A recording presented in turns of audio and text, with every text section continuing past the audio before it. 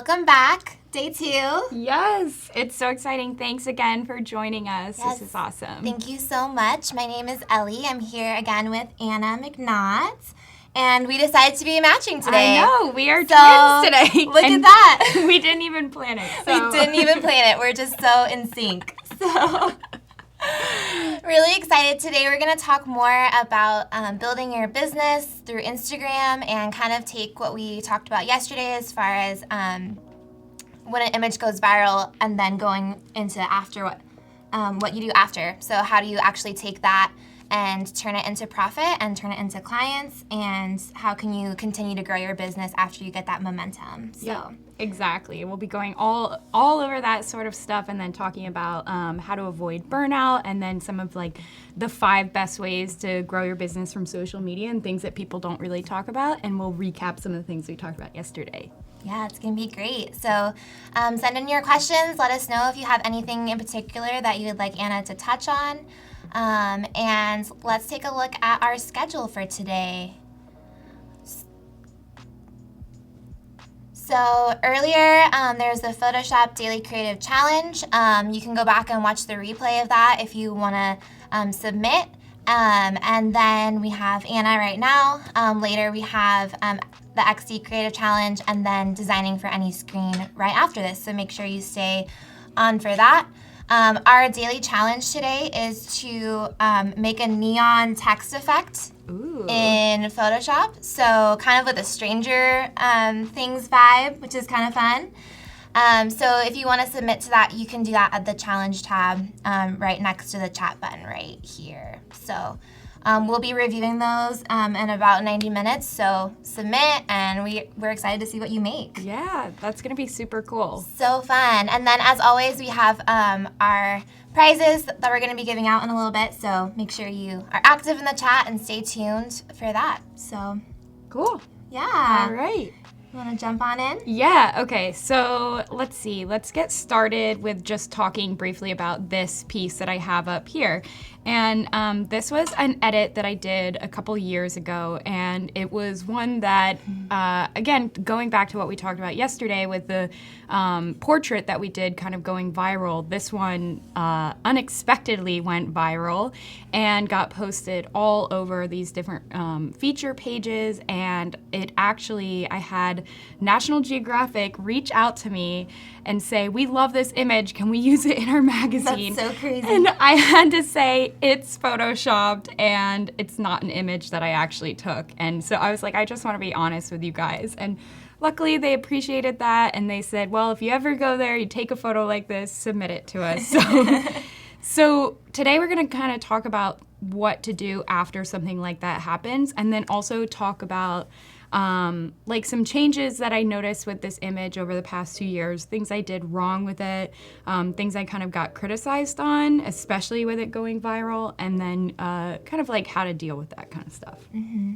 Yeah, and like you said, this was 2 stock images that you put together, 1 stock image? Yeah, it was 2 stock images. Yeah. It was Mount Fuji and then the lanterns. Mm-hmm. And then I added like a little cloud up here, some birds, and like recolored everything. Yeah, So. we talked a little bit yesterday about using stock images. Yeah. And kind of like how people feel about that. Yeah, we talked about how, you know, a lot of people want to always use their own images, which is awesome.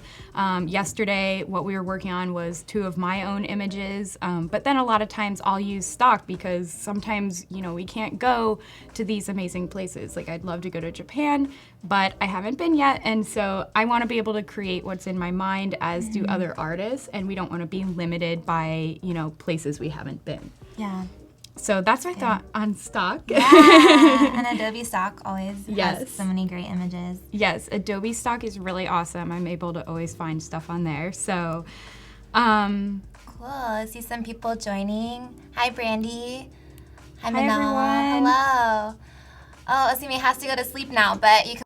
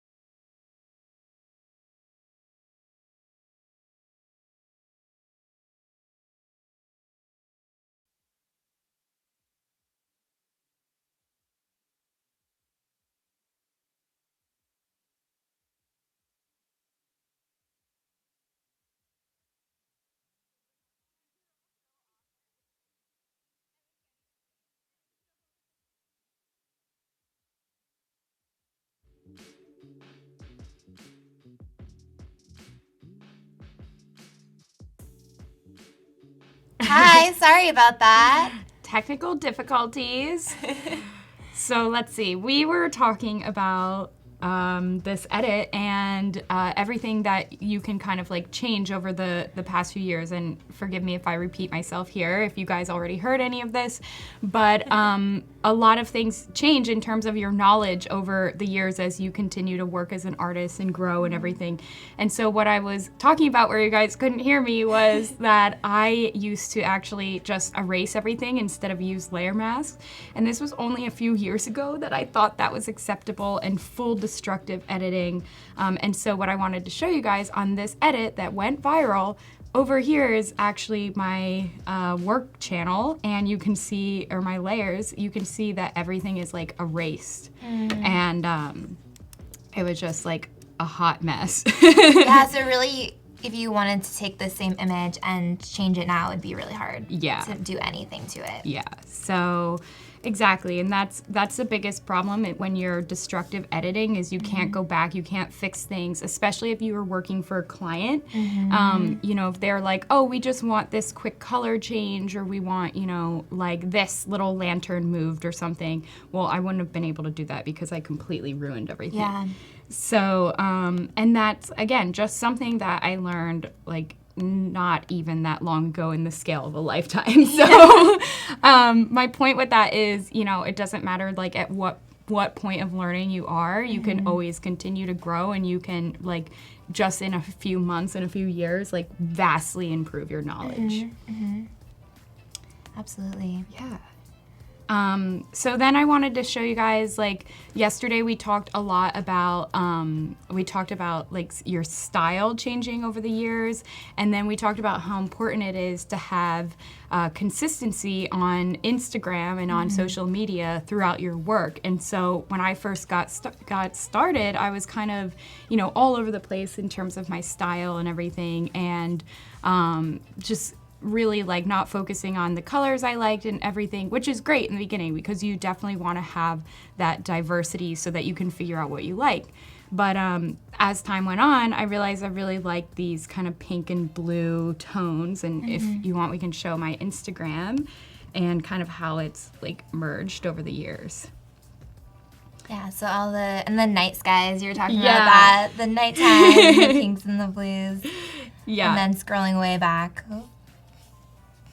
you can see the transformation. Yeah, so you can see like back in the day when it was just kind of, and we looked at this a little bit yesterday, but when it was all over the place in terms of colors and everything, and again, like I said, that's totally fine. You know, you got to figure out what works for you and what feels right, because something else we talked about yesterday, if you're not passionate about it, it's going to come through in your work, and you want to do something that like feels really good to you. Yeah, absolutely.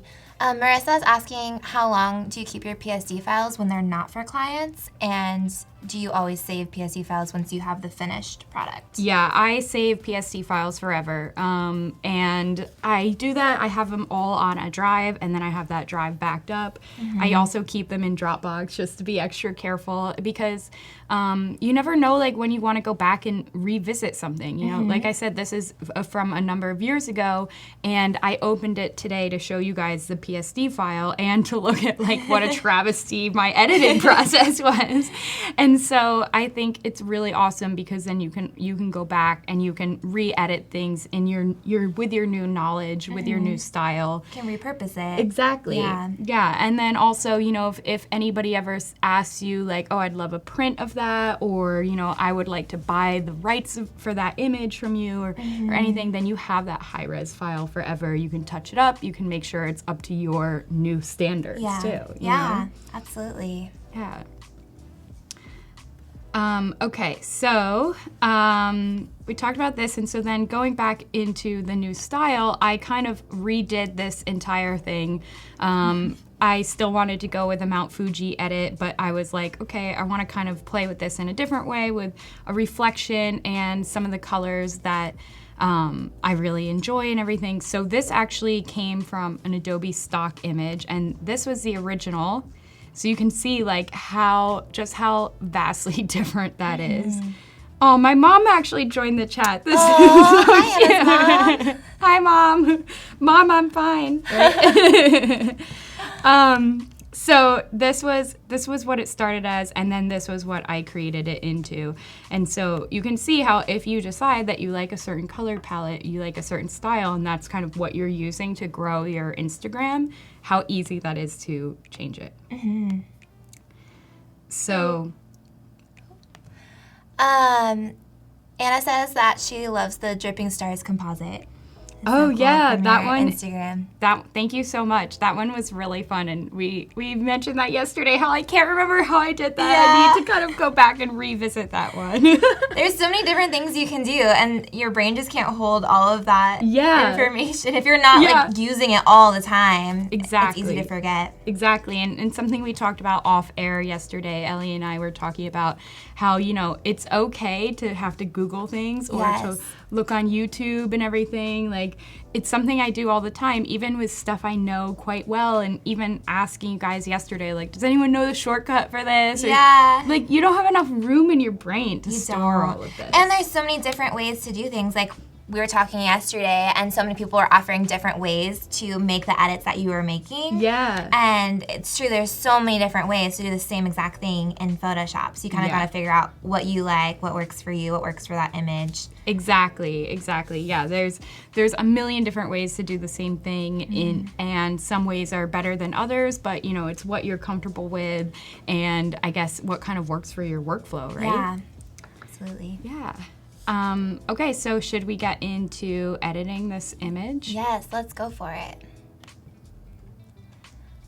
We have someone from Italy, Andrea.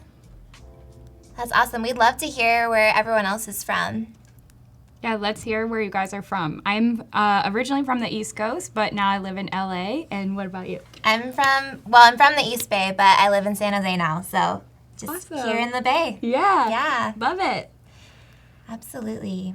Okay, so you can see here, this is kind of, I just created a new canvas here, and what I like to do, especially for social media and everything, because today's all about social media and growing your business and everything, so I always open a new canvas with settings, and I touched on this briefly yesterday, but I always open a new setting, let's see if it comes up, with an 8x10 document or 16x20, and always 300 DPI. So the reason I do that is because Instagram is a vertical platform and sized for 4x5 images.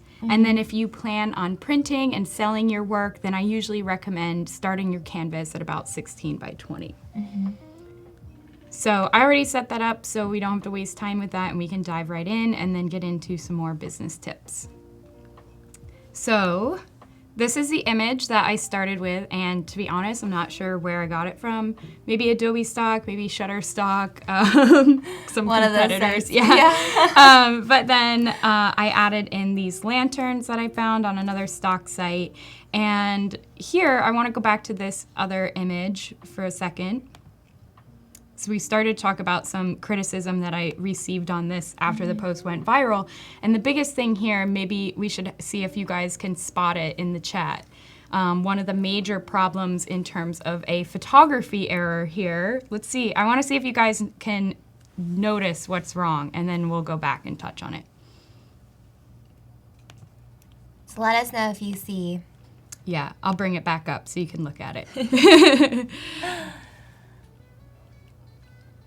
See. So in the meantime, while you guys look for that, one thing I want to talk about, and maybe you have some tips on this too, is when you get into doing a lot of this work, it's really easy to burn out. And the biggest thing is, like, you're constantly creating and you're constantly working hard towards something, especially when you're trying to grow a business too. And someone said rule of thirds. That's definitely, like, really, really true here. But Instagram can be an exception for rule of thirds. A lot of people really dig the center. Let's see. Depth of field. Yep. Nailed it. David Miller, you nailed it. Depth of field. Yeah, lots of people. Yeah, great job, you guys. That's really, really good to notice, because it's something that I didn't notice when I did this. Or I guess maybe I did, but I wasn't paying attention to what would be realistic. Right. And especially with these composites and surreal images, it's so important to kind of know what would be real and then maybe push it beyond the boundary or get rid of it completely, you know? Yeah. And in this case, it was just like a naive mistake. And, you know, I think being able to see that as an artist, look back, note your mistakes and make them better is really good. Yeah, to always be improving. But Yeah. you fooled National Geographic, so Yeah, I know, that's true. It can't be that bad. National Geographic didn't even notice. They were like, well, yeah, she messed up on the focus on that one. But so in redoing this, something we can look at today is if we're going to have the lanterns in focus, then we should have the mountain out of focus. And the biggest problem with that is that, you know, we want to kind of focus on both of these things, but I think we can do it in a light way that would still help it look. be more realistic. Yeah. Yeah. Let's see. Cool. And so how did you start noticing that this was going viral? Like, what happened? How did you start seeing it pop up? I guess I started seeing it, you know, I would get tagged on feature pages, Yeah. and so I would see it go viral, or on all these pages, and then I saw, I guess, a number of travel pages shared it, which, you know, all of them are so big. They have, Yep. millions of followers, and then, actually, Condé Nast shared it, so that was really huge. That's that huge. was, awesome. Yeah. And then I saw it on, it's it was all over the place, and I was just like, oh my God, what is happening? But, you know, then lots of people being like, this is garbage, and that's when you have to be able to have a strong backbone and to be able to be like, okay, what did I do wrong here? How can I fix this? You know, and in most cases, I just would respond. I'd be like, look, this is a composite. I wanted things to be both in focus. You know, you can easily do a double exposure in real life. That could happen. You know, you could all sorts of different things. So. How do you choose when to respond and when to just kind of let it go? Yeah, that's actually a really good question. You know, it all depends on if someone's kind of giving you constructive criticism. Sure. If it's really helpful and you can even thank them for noticing something. Or, you know, if it's just people trolling and being mean, you have to really pick and choose your battles. Yeah. And decide what's worth it, what's worth saying something. And in most cases, it's not worth saying anything back to anyone. Right. You know, even when people are like, hey, you messed up on this, it's like, okay, great. I got it and learned, time to move on, you know? Yeah. So, but yeah, definitely figuring out who's worth talking to and battling over. Yes. I think that's hard because you want to defend yourself. Yeah. But sometimes it's just not worth it. Yeah, exactly. All right.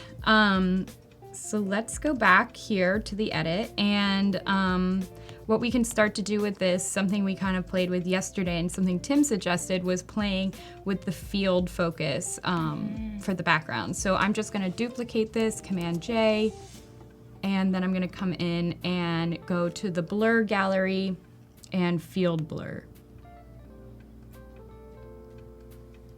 Okay, so we can play with the blur up here by either sliding it, or I guess we can even drag it on here with the mouse. Anna says that she feels like composites can bend the rules compared to standard photography. The point is for it to look surreal. Yeah, exactly. That's so true. And that's, you know, something I say to people all the time. It's not supposed to be real. I'm a Photoshop artist. You know, what do you expect? So, we can just play with the blur a little bit on this and kind of start to make it look a bit more realistic. Cool. And don't forget, in about 7.5 minutes, we're going to have our chat to win. So make sure you're in chat and you're ready, waiting. You can win 100 3x3-inch stickers from Sticker Mule, which is great. Yeah. Great for your business. Yeah, you can decorate your laptop. Give them away to Here, friends. yeah. Post them up all over town. Yeah. Can you make your own on there? Yeah. Oh, that's awesome. Yeah, you can customize them. Do some guerrilla marketing. Do your logo, do a cute little quote that relates to your business. Yeah. Give them away to clients. Yeah. That's perfect. It's going to be great. Cool. So then what we could do here with these lanterns is to just add a layer mask and really start to kind of blend this edge of the lanterns into the water. And I'm not sure why this lantern's like huge compared to the other little It's a ones. massive lantern. Really strange. It looks a bit out of place, but that's okay. So for blending, we talked about this a bit yesterday. I'm gonna just switch to a normal brush here. Is really playing with flow, and this is one of my favorite things to do in terms of blending, is to put your brush on, to first add your layer mask, then make sure you're painting with black, and then add a low flow. And so maybe let's go to about 15. And pretty zoomed in here, but we're just gonna start to paint. And so sometimes I use a tablet, but in this case I am just using my laptop mouse, which is real fun to paint with that. Cool.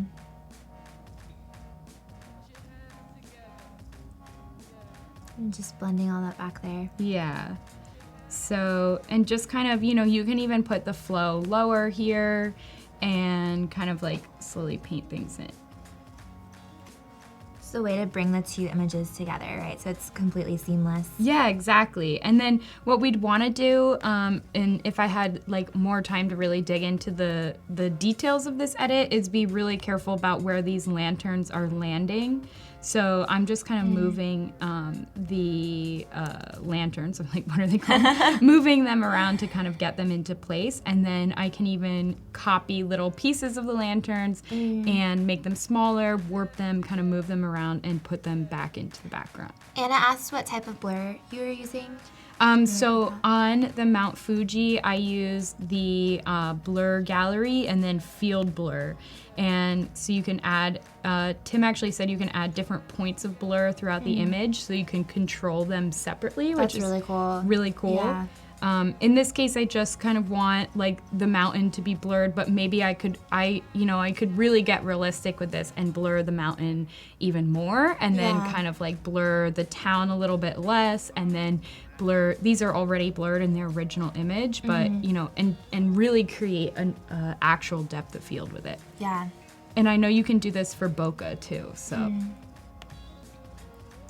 So what are some ways that you can get your image to be recognized? Like, say you were to post this again, what are some things that you would do so that it could maybe go viral again or people would see it? Yeah, so definitely hashtagging is super important. We talked about that a little bit yesterday, but you want to use hashtags that are either specifically feature page hashtags. So like if you did hashtag, Photoshop or hashtag Adobe or something, or any of the big feature pages, there's like a ton. And then you want to make sure a lot of these hashtags are in the 15,000 to 500,000 post range. So if you click on a hashtag, you can actually see like at the top how many posts it has under it. And so like Photoshop, for example, has millions of posts, and if you were to post on there, you have a lower chance of showing up. But if you use a good variety of hashtags, then you have a higher chance of showing up in these hashtag posts. And then also you want to make sure you're using 30. So that's tip number one. Then tip number two, in terms of like the actual getting your posts to like go viral, is also tagging some of the feature pages in the photo, or even tagging like brands that you would want to see the photo. So for example, maybe in this one, I might tag National Geographic, I might go and tag like Condé Nast or Travel and Leisure, all these big pages that I would be like, okay, if they see this, maybe they'll feature it, maybe like they'll want to buy it from me. And those are great methods to do. And Instagram allows you to tag up to 20 accounts. So especially when you're first getting started, I highly recommend tagging all 20 if you can. Someone asked, is there a maximum or recommended hashtag amount? Yeah, maximum you can use is 30, and so I recommend using about 15 to 30. And you can kind of like play around with that to see what works best. A lot of times 30 hashtags will actually perform worse than like 20 hashtags. So, and we talked about yesterday, having a business profile is so important for this aspect, because you want to be able to use analytics and check on, how your posts are performing and why something worked and something didn't work. Cool. Thank you for sharing that. Yeah. Yeah. Someone said no more than 7 on average. That's actually not true. You do want to use more than 7 hashtags. But, you know, again, playing around with what works best for you and what seems to work best on your page. So maybe for you, 7 hashtags works great, and that's awesome. Yeah, and trying different ones too, right? Like not always sticking with the same exact ones. Yeah. Mixing it up and seeing you can get different people that way. Yeah. To see someone your work. I always thought it was no more than 5 hashtags. Yeah, so this is definitely something seems like a lot of you want to know, is that like using 30 hashtags is fine. I always do, and it's worked fine for me. Yeah. And then, you know, again, like using that sweet spot, maybe 20. So Yeah. yeah. Cool. Yeah, so and then let's see. I feel like those are kind of the 2 top for making sure that people see it. And then also, of course, you want to share it off of Instagram, get people from other areas to come to your page. And then even one thing, a tip that's really helpful is there's a program called If This Then That. Yes. Yeah, it's amazing. It's a game changer. And if you do that, okay, we have 30 seconds till chat and win. Oh, so close. I'm like, ah. Okay, so use If This Then That, and you'll be able to, when you post on Instagram, it will automatically go to Pinterest, Twitter, Facebook, Tumblr, like all Everywhere. of the above. Yeah. So it's amazing because now all my stuff is on Pinterest, and that automatically grows my Instagram and grows my Facebook. So thank you, Tim, for sharing that link. Yes. All right. Chat and win. Time for chat and win. So hop into the chat. Maybe tell us your best hashtag tips or something that you would do to grow your Instagram. Yeah. Let us hear it.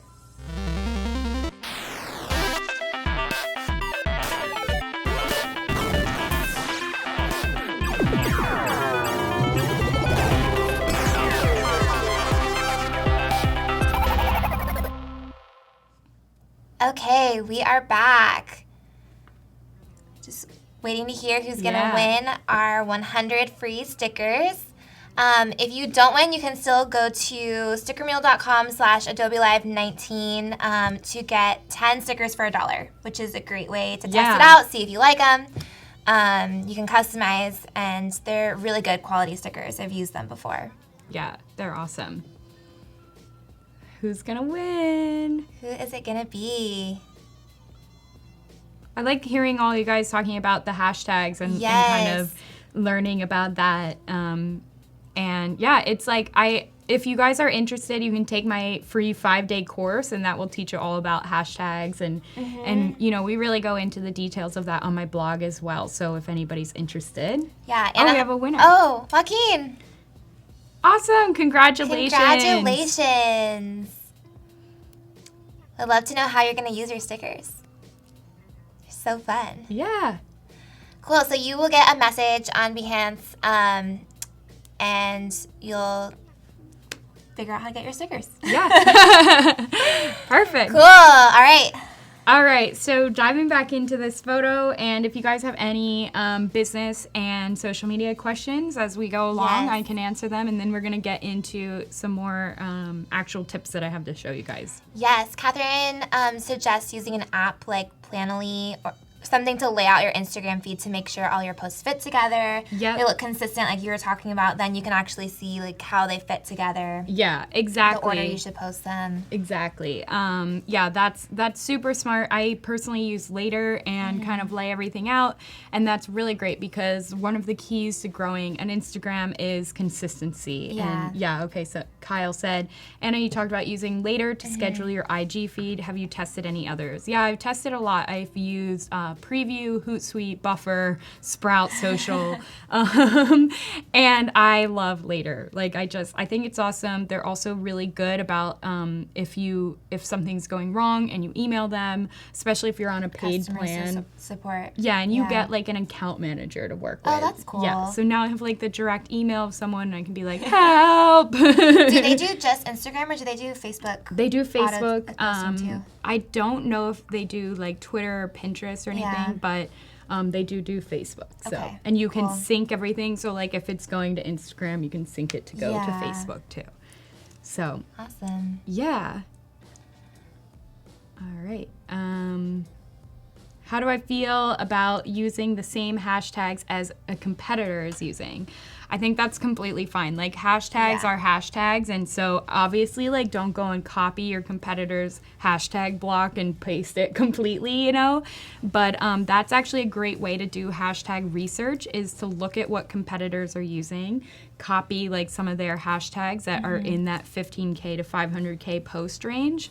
And then go into your notes on your phone and like make a little list of 30 hashtags. Maybe do like 3 sets of 30, all different ones that you find, and then use those sporadically on different posts, and maybe like I said, 15 from one or whatever. And then also when you do hashtag research, you can just type into the search bar on Instagram, and then it's going to give you like related hashtags at the top. So that's really helpful. Like if I typed in hashtag Photoshop, I would probably see like, you know, PS Glow and PS like this and that, because of all their challenges, and then also like Adobe, and so it gives you things that are related, which are really great. What if a competitor has a specific hashtag that's the name of their business, or like their own kind of branded hashtag? Would you use that? I would only use that if I was, like in your case, doing product photography and tagging that brand, then I would use their hashtag. Okay. But you definitely wouldn't want to use it if it was like a direct competitor. Yeah, because you don't want to make enemies. Yeah, exactly. So, and then that's another great thing to do, is make your own branded hashtag just with your name. And even though right now it's not going to have any posts in the beginning, it's great to start to kind of like build your authority and to have people, you know, start to use that hashtag. And you can say like, you know, use my hashtag Anna McNaught, and so I can look at your work or something. So I can, and if you guys want to use my hashtag Anna McNaught, I will come check out your work. So, but that's a great way to kind of like start collaborations and to work with other artists, and then also like to just share your work or to get feedback or whatever. So cool. Arabella, hi Arabella. She's asking how you balance your creative work and working on your business, which I think you were starting to go into earlier, talking about burnout. Oh yeah, and then we got so sidetracked. Yeah, that is a great question. Balancing creative work and your business is definitely tough. And I think the best thing to do is to really kind of like, you know, lay out your week and pick days like, okay, today and tomorrow I'm going to work on like my artwork and creative things, and then the rest of the week I'm going to work on business stuff. And, you know, to be perfectly honest, that doesn't work for me, because like that's a great suggestion I've got, which it works some weeks, doesn't work other weeks. Sure. Problem with an artist's mind is like sometimes we're creative and sometimes we're not. Yeah, definitely. And you can't pick and choose your days. So I think definitely having a balance between how much time you put into both, and then really, and something we'll get into in a few minutes here, is setting up funnels so that things kind of work for you in the background. And that's something I've done so that I can work on my art while my business runs on autopilot. Yeah. So, and then in terms of burnout, you know, you really want to, like, sounds obvious, but you want to pay attention to your, like, physical and mental health. You want to know when you need to take a break. You want to know when to step back from it all.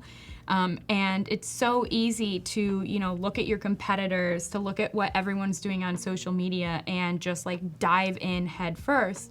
But if you're going in and you're doing this every day, you're like hitting the ground running, and then you're constantly trying to be without being, it's, you know, it gets really tough because you're just like overwhelming everything. So balance is key, and then being able to spend time meditating, to work out, to eat well. And those are kind of things that may go without saying, but... Yeah, and you were talking yesterday about how you can tell there's a difference in your work when it's passionate versus when you're over it and it's not something that you're excited about. Yeah. And I think, too, like being careful of picking the right clients can play into that. Definitely. That's like and, a really good point having to bring up. Actual work that's going to pay you, but you're also passionate about it. Yeah. So how do you pick the right clients? How do you turn down clients? Do you turn down clients? Yeah, that's a really good question. I think Yeah, like you said, definitely when you're passionate, it shows, as we've mentioned a number of times now. That's like such a huge thing.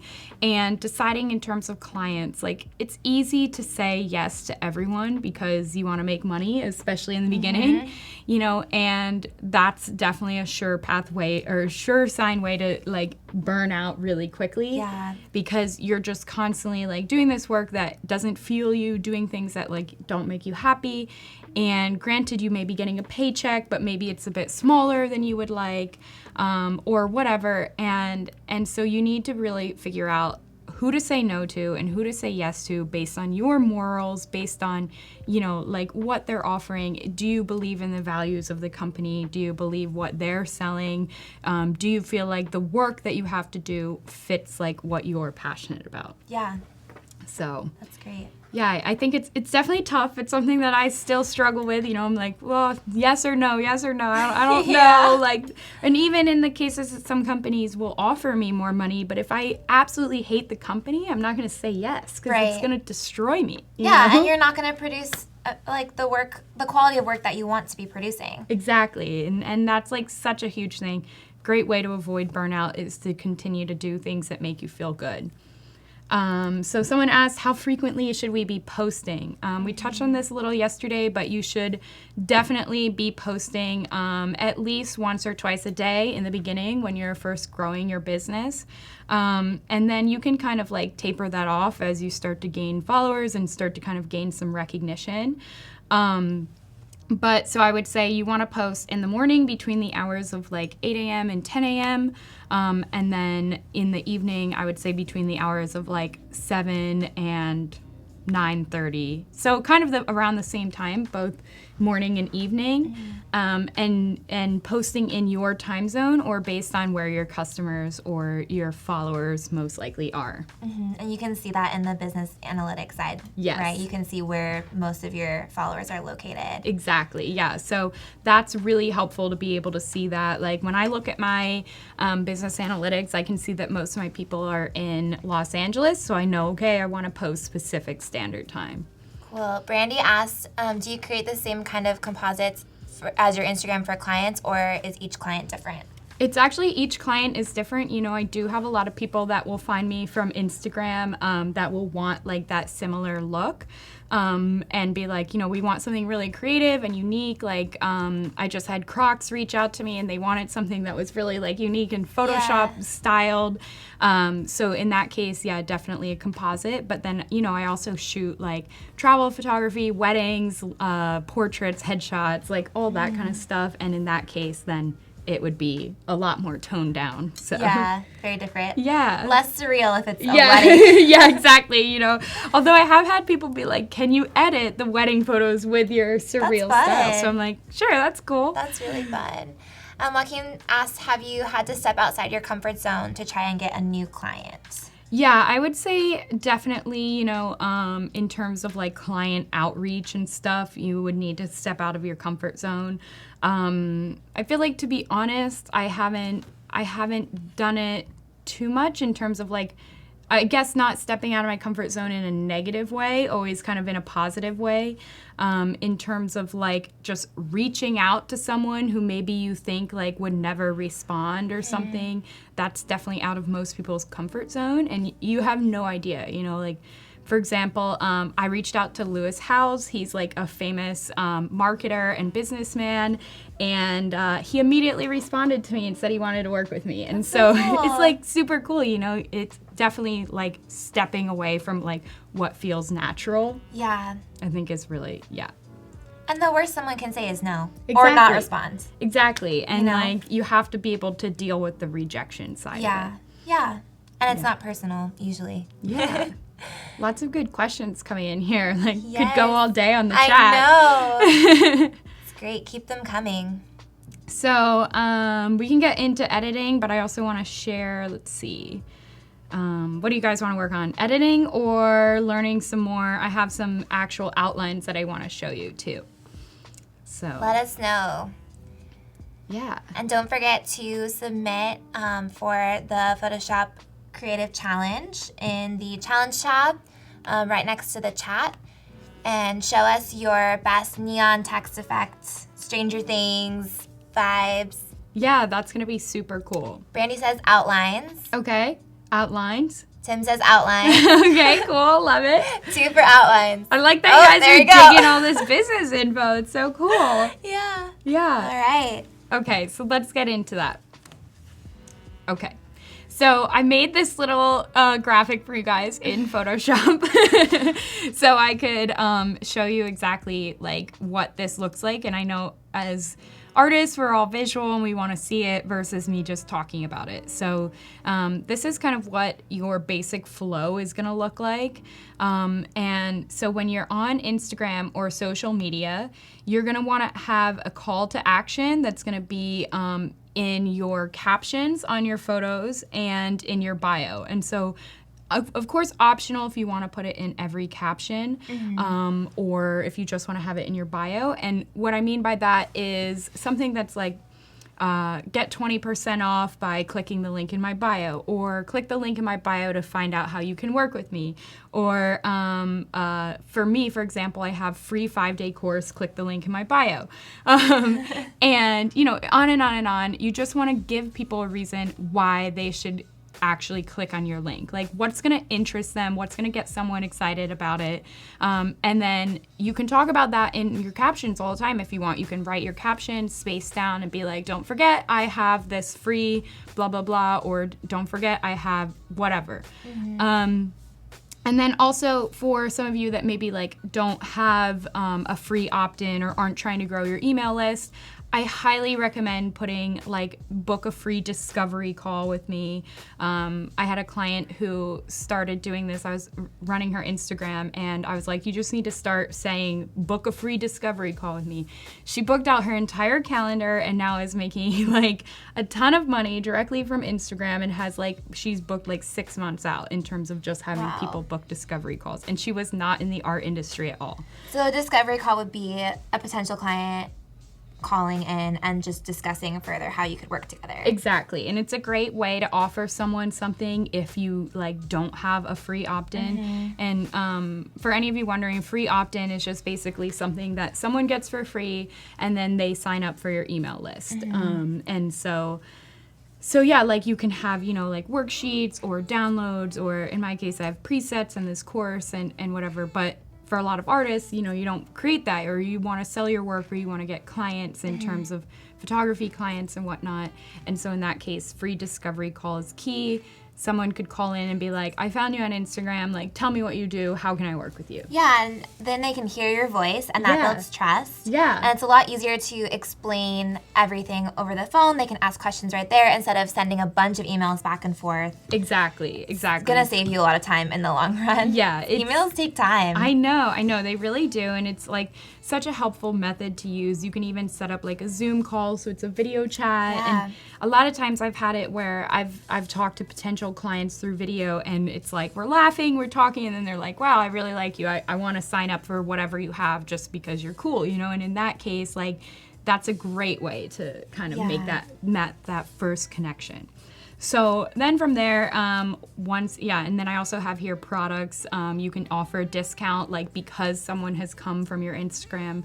So maybe you're selling your prints, maybe you guys have merch.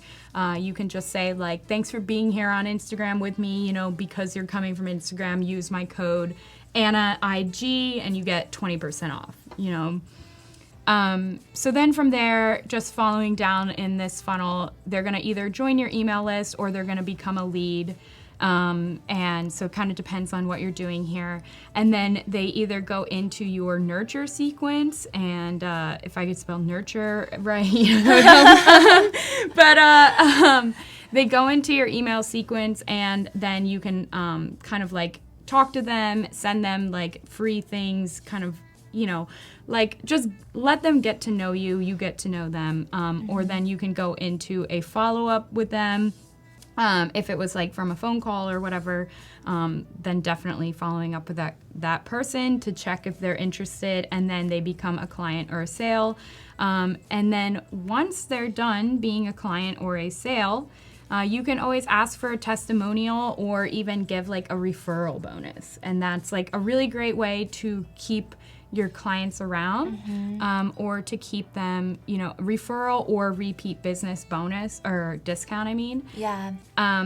And that's also, getting testimonials is a great way to get new clients. And then you can share those testimonials on Instagram and start the circle all over again. Yeah, use those as captions. Yeah. And it's a lot easier to have the same clients repeating than to try to be always getting new clients. Exactly. And referrals are great because hopefully those people trust that person who's giving the referral. And so there's already a level of trust there that you don't have to build as much. Do you have tips for how often you would follow up, or do you have a process for tracking that? Yeah, I personally use 17 Hats, which is really awesome. There's like a ton of different programs you can use to kind of do that. And, we talked about this little off screen yesterday, like client onboarding and getting people, to kind of go through your process. And so what I love about 17 Hats is you can import your leads, and then you can actually like automatically create a sequence that they go through where when they become a lead, they get your welcome email, and then they get like a book a call, I guess.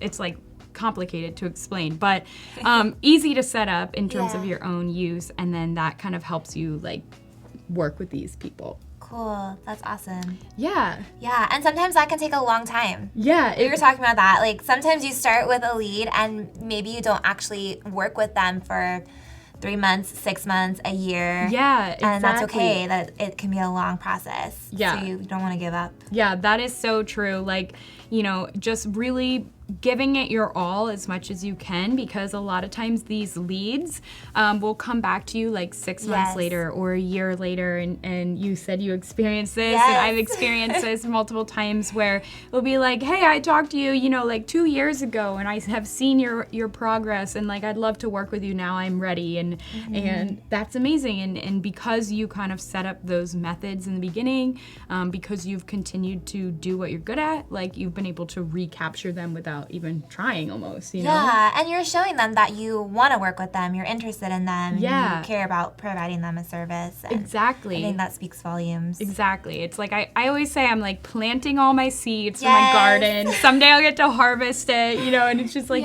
this continuous, you're like, it really is like a garden. You're like planting and harvesting. Yes. And so it's kind of cool. Okay, Yes. Cool. 17 Hats is the name of the program. There's also like Honeybook. What's the other one? Like Diablo or something? Oh, I don't know that one. I don't know if I'm making that up. It starts with a D. If you know any others, let us know. Yeah, let us know in the chat. Like those are all great. And I chose 17 Hats because it's a bit clunky in terms of design, but I think it functions really well. That's important. It also lets me invoice clients, send contracts, and then I can just send a profit and loss directly to my CPA, and he just literally takes that from 17 Hats and does my taxes, and I don't have to worry about anything. Yes. And so it operates similar to streamlined. QuickBooks, and it streamlines the whole process. So That's really very, cool. very useful. Lindsay says hello again. So if you're just joining us, we are talking about growing your Instagram, but how do you turn that into profit? And if you have an image go viral like Anna has, how do you capitalize on that? How do you turn that into business? And right now talking about how do you capture actual clients through Instagram and turn them into actual paying clients, not just people who are looking at your work and admiring it. Yeah, exactly. And then kind of like that onboarding process. How do you keep clients being happy? How do you keep them coming back?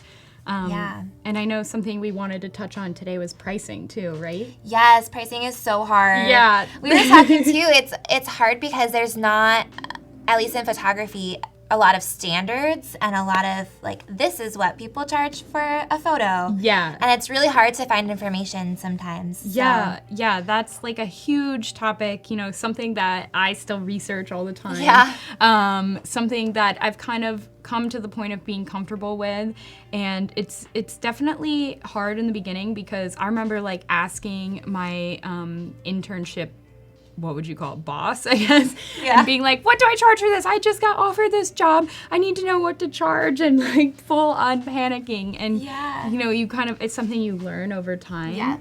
And then figuring out really like how many hours are you putting into something, and then that gets into the whole hourly rate versus flat rate. And I mean, I personally always charge a flat rate because I think once you get to the point of understanding your hourly rate, the number of hours you put into something, now they're not exactly paying you for your time, they're paying you for your knowledge and your experience. They're paying you for the past 15 years of working on your craft. And if you're really experienced, usually you become faster, so you're going to end up making less money if you're charging hourly. Exactly. And that's kind of, maybe a couple years into your business or so, and you start to be like, well, this only takes me an hour to do, and I am charging for 1 hour a time. Like, no, now that's so true. Behance is a great way to get clients. It is. Yeah. I know of a few people who actually have gotten a ton of gigs from Behance, and then also clients, and then brand deals too. So that's super cool. I need to optimize that more. Yeah, I need too.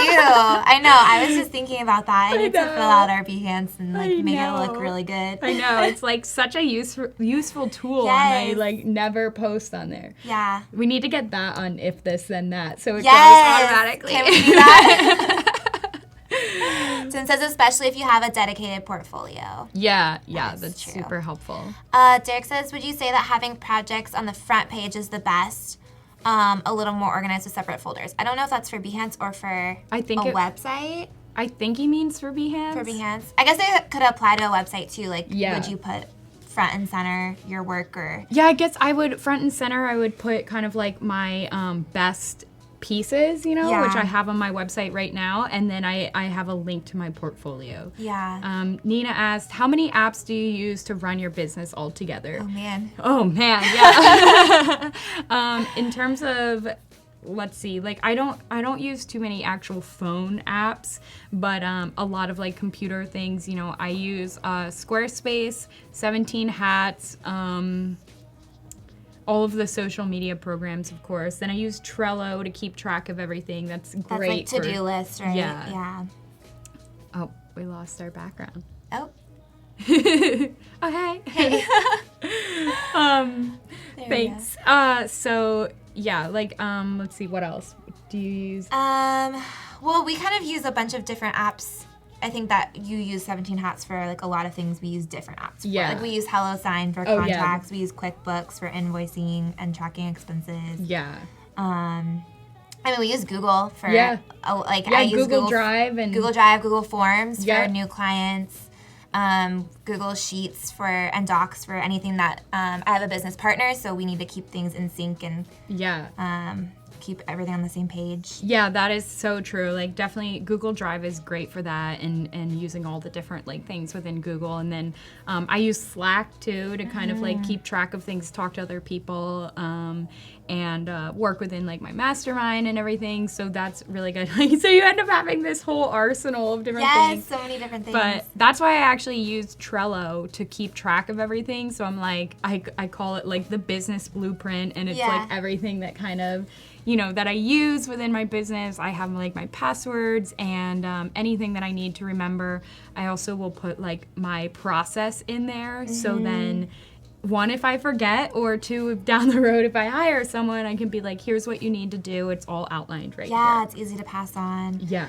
Going back to pricing, do you have kind of a set price that you use for your work, or do you adjust that depending on the client and their budget and what the scope of the project is going to be? That's a great question. Figure that out? Yeah. It all depends for me on the client. And so there's certain things that I'll have a set price for. For example, in shooting weddings, I'll have a price sheet for that. Yeah. And that's pretty standard. It doesn't really change per person. Yeah. But then in terms of clients, it's all about you have to kind of look at it, and this may sound a bit bad, in terms of scaling and pricing and everything. Yeah. But you need to look at the size of the company, what their revenue is, what their products or what their page and products business and website currently look like, how you can help them improve their business, what you can do for them, and then you price based on that. Yeah. And so, if like a brick and mortar comes to you and they're like, we don't really have a big budget, but you absolutely love them, then sure, you're going to scale down your prices because you're passionate about working with them. But, if a huge like Fortune 500 company comes to you, you're going to look at it and be like, all right, let's see, like, what do you need from me? What do I need from you? And let's like, make that proportionate. So. Yeah.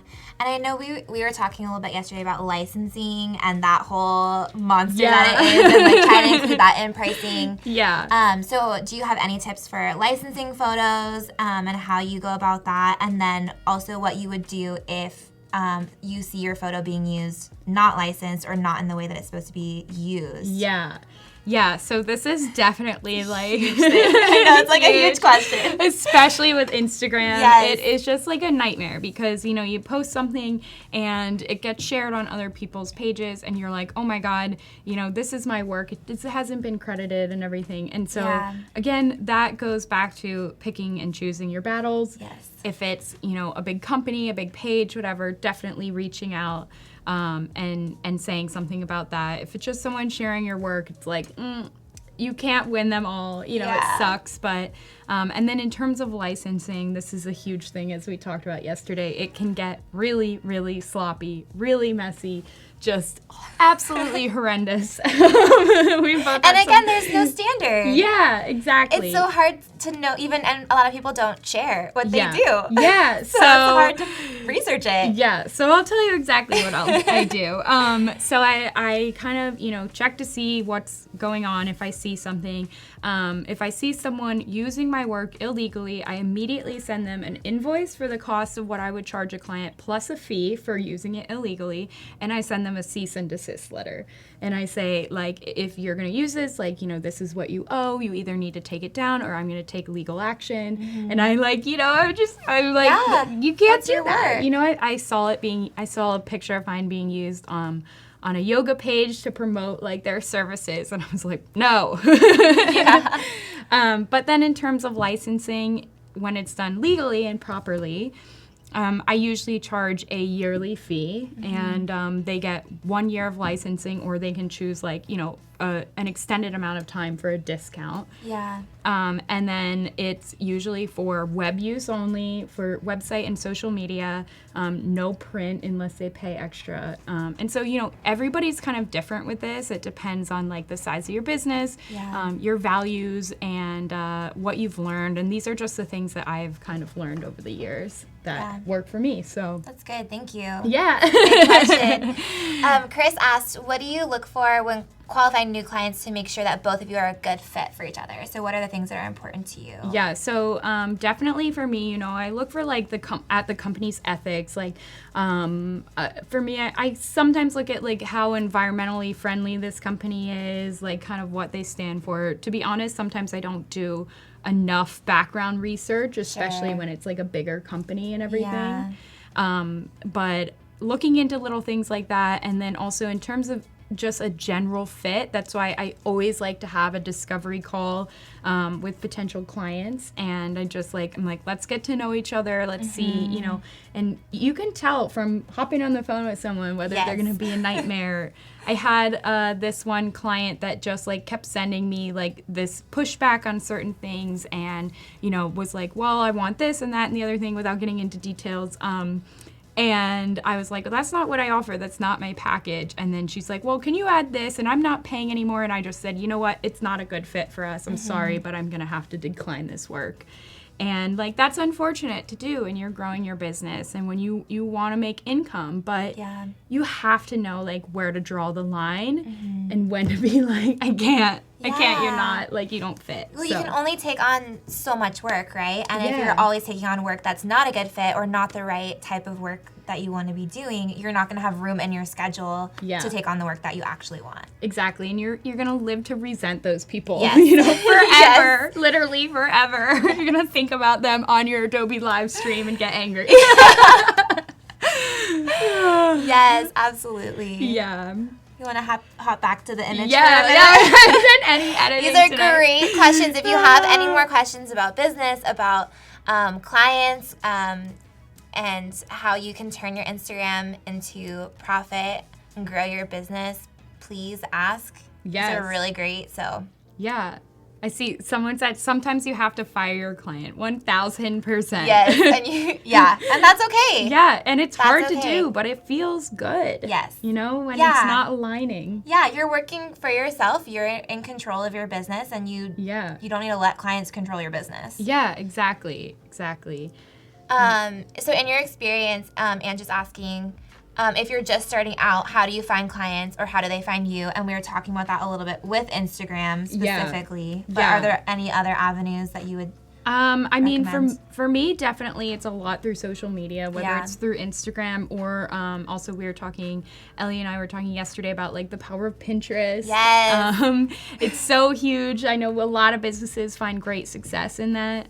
You know, posting on Facebook.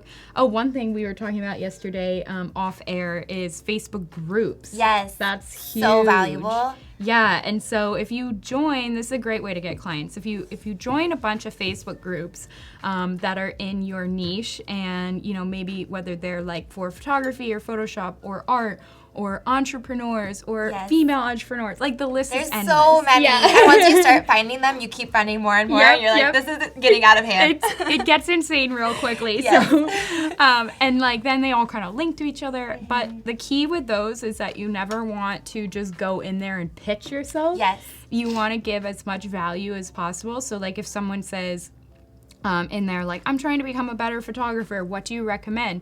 And if you're like, oh, I know some great ideas, you can go in and be like, hi, so-and-so, here's what I recommend. Yeah. Start showing up over and over in those groups. Start giving little tips, and someone's gonna naturally click on your page and see what you do and be like, wow, you know, they gave me a lot of great free value. Yep. I'm gonna go and hire them. Yep. Yeah, and there's a lot of, I've found in the groups that I'm in, photographers will say, hey, I have this client I can't work with for whatever reason. I want to pass them on to someone. Yep. Sometimes people will say, hey, I want to follow new people on Instagram, and you can share your link to your Instagram there. There's so many different like benefits that come from that, and just making friends and building community and learning from other people too. People share really helpful resources and similar things to what we're talking about. Questions about pricing, questions about licensing. That's so true, yeah. I've learned a lot from Facebook groups and being able to kind of like connect with people. And as I mentioned yesterday, I met one of my best friends in a Facebook group. Like, I'm going to her wedding in a couple months. It's like, what? The world is so weird. It's such a weird time that we live in, but it's amazing. And but yeah, and they, you know, groups often have like share your recent blog post or share your Instagram. Easy ways to promote that don't feel like spammy. Yeah. Really, and then you get to discover other people that can be really inspiring to you as well. Yeah, like tons of great business connections through Facebook groups. Yes. And I think that's, for any of you wondering, I feel like that's even better than worrying about a Facebook page. If you're like, I can't handle it all, you know, have a Facebook page just existing, but worry about spending your time in a Facebook group over a page. Yeah, I would say the same. Yeah. Marissa says, on Facebook, I heard that whatever photos you post belong to Facebook. I mean, there is like, don't quote me on this. There are all these weird, like, we all know Facebook is listening to us at all times, stealing everything from us, stealing our privacy, and they do have something like if it's posted on our platform, like, you know, we can share it or whatever. But when you click the shutter on your camera, you own the rights to that photo, no matter what, you know, unless you sell those rights to a client. You know, like Facebook doesn't now, they may be able to use it per their privacy outline or whatever, but you still own that photo. So it depends on like your work. I mean, I've never had an issue with it. Like, how much do you really want to battle Facebook? No one does. So, okay, so let's see, we're about an hour now left, and we have our design feedback coming up in 20 minutes, so don't forget to submit that. Yes, we want to see what you're creating. Yeah. Neon text effects. Yes. Okay, so on this photo, some things that I would do in terms of like getting it now to fit my current Instagram page and everything to kind of like really get it to look the way I want and kind of fit with like my business now is to definitely do some color grading on here.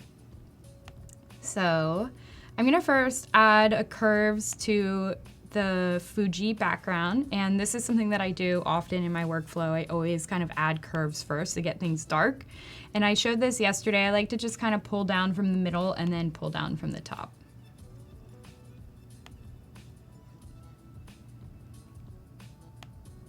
And then I like to go back in with a soft brush and on this layer mask and kind of like just paint back in areas of light.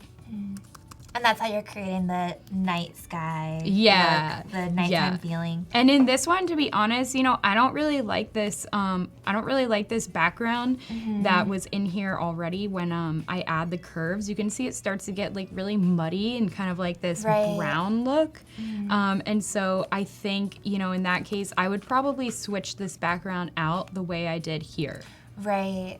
So, and then blend that in. And so I'm not going to do that today because we have lots of other things to go over, but that sky definitely fits more with the other images that you have. Yeah. Talking about consistency. Yeah, exactly. And so in this one, I think I might add like maybe some subtle stars. Like clearly, you know, the focus of this image is on these lanterns. And so what I don't want to do is overpower it with a background. And it's something I definitely do sometimes in my work is I get, you know, super excited about things and I'm like, oh my God, stars and explosions and glow and this and that. And I'm like, okay, I just destroyed it. And I love sending everything to my brother because he's a super minimalist. And I'm like, what do you think of this? And he's like, why did you have to add 10 other elements to it? So it's really a great way to kind of audit myself. Yes. Having someone that you trust to give you feedback is invaluable. Yeah, that's a huge thing. Something we were talking about is like, especially, you know, growing your Instagram, your business and everything, like to just be able to bounce ideas, to find someone who can hold you accountable, you know, to look at your work and decide like, is this good? Is this bad? Like, and really help you, someone who you trust, you know? Yes. Yeah, absolutely. Yeah. So yeah, I just like did some curves here. Maybe I would add some curves to the lanterns. And I'm not getting deeply into editing this, but it is one that I want to kind of like work on. Oh, that's fun. I know, I kind of like that. I like the glowiness of the lanterns there. We could like get really wow. That's so cool. dark. That's really fun. So I could even, now that I added this curves, now I could do the same thing I did on the first curves, and I could just like, let's see, go in and now like bring back the glow on these. And there are some other ways for doing glow. This is something that I like have gotten really interested in lately, is like figuring out different ways to do glow. And so I'm still learning that. And like that's such an important thing, is like you're literally always learning. Yes, always improving. And there's always going to be new features to learn. Yeah. Photoshop is always changing. Yeah. I know, it's always changing. Everything's always changing. I'm like, I just learned this. Why is it different now? Tim is saying that the Discord, where you guys would post your creative challenge, is also for getting feedback, asking questions, getting inspired. And so that's a really good place to interact with people in addition to Facebook groups. If Yeah, you're that's looking so for true. feedback or looking to grow.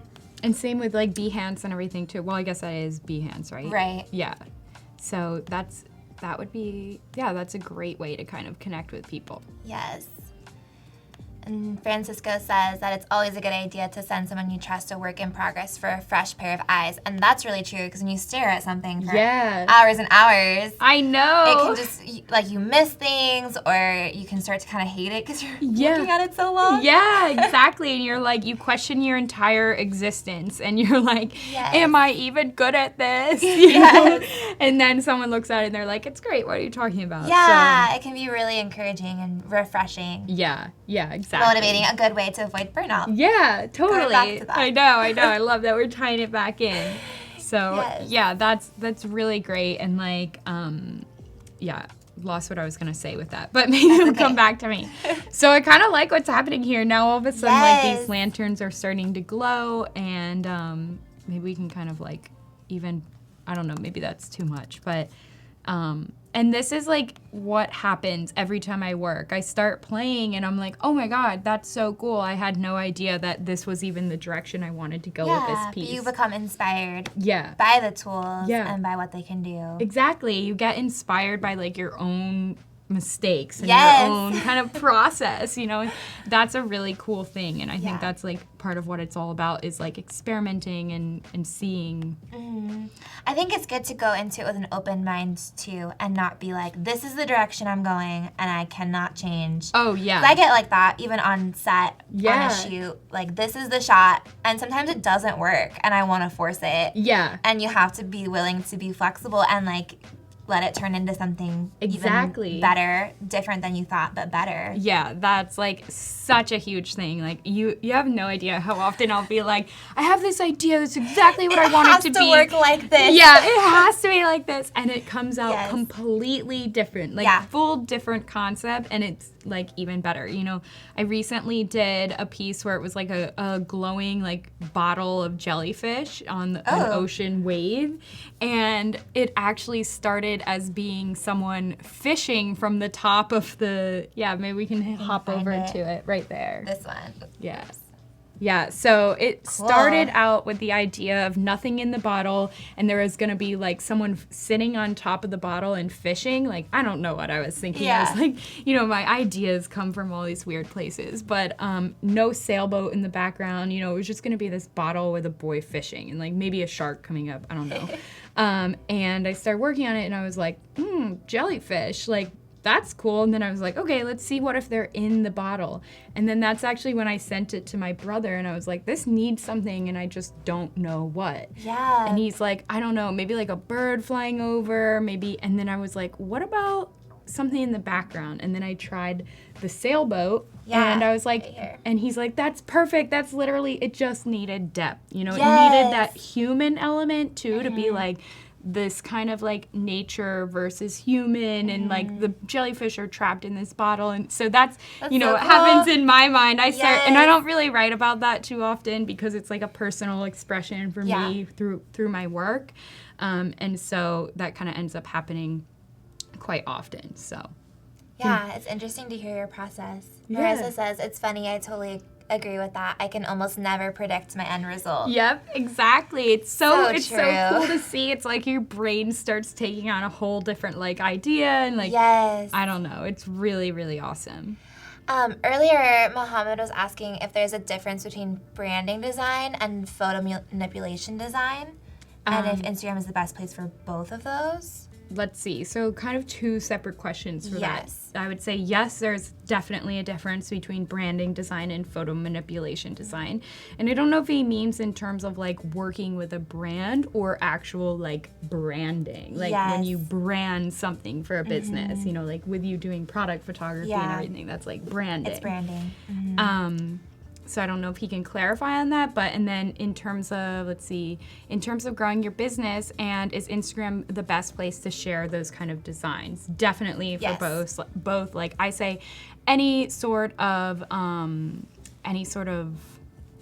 I guess like creative thing is yeah. really great. Or It's like a little mini portfolio, really. yeah, exactly. It's like a Yeah. great place to show all of your pieces. So Cool.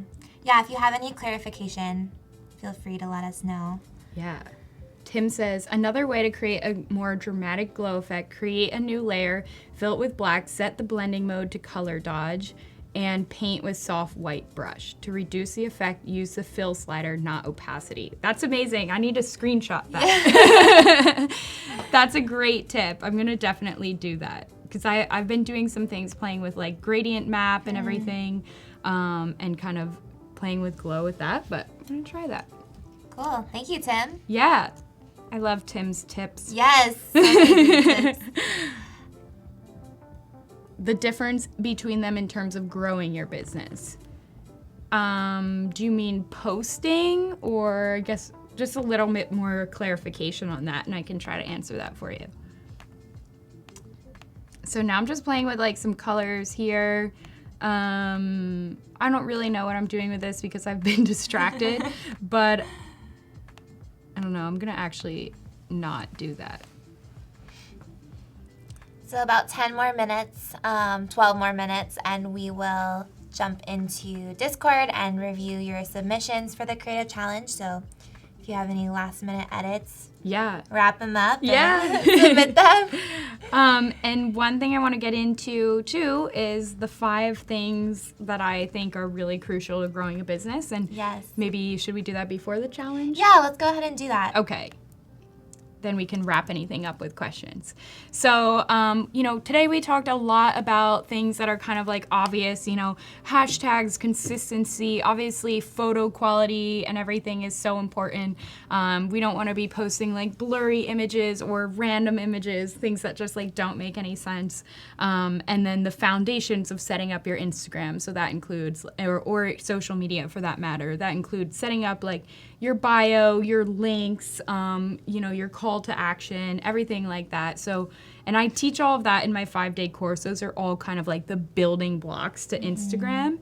But then there's like these 5 other things that I think a lot of people don't talk about in terms of growing a business, or they do, but it's not directly related to Instagram and social media. And so I think the number one thing is that you need to have the skill and passion. And we've talked about this. This is now kind of like a recurring theme for us. But firstly, you need to have the skill, and not to sound harsh, but like if you don't, nothing's gonna happen from it. And the only way to do that is to continue to work hard and to educate yourself and to practice and improve on that. And then to find what it is that really like makes you tick in terms of your passion and like feeling that like fire when you do your work. Then number 2 is having some general business knowledge. And like, I, went to school for art. I didn't have business knowledge. I didn't grow up learning any of this stuff. And so when I graduated, I enrolled in a digital marketing course. It was 10 weeks, and I was like, I'm gonna learn everything I possibly can about this. And that's like such an important thing. You have to be willing to invest in yourself and invest in your future and find out about the things that you don't know. And so like through business, some of the things we talked about today, client onboarding, pricing, income tracking, taxes, funnels, sales, pitching, on and on, marketing, of course, and finding something that is really useful to you to grow that knowledge base. And like there's so much online now. So number 3 is mindset and a strong backbone. We talked about this today too. Like being able to take the criticism and know that it's not personal, it's helping you grow and to become a better artist. And then also like your mindset is such a huge thing, and that's gonna wrap back to what we talked about early on about, not burning out. You have to spend time like thinking about what you need for yourself, spend time journaling or meditating or hiking or whatever helps you decompress is so important. Of course, number 4, self-motivation and drive. Like if you guys don't have your own push, then find an accountability buddy, someone who's gonna push you really hard to do this, and to be able to just wake up every day and hit the ground running and tell yourself like, I have this dream, I have this goal, and I'm gonna put my entire being and entire mind to it. And then finally, number 5 is education and asking for help, kind of linking back to number 2.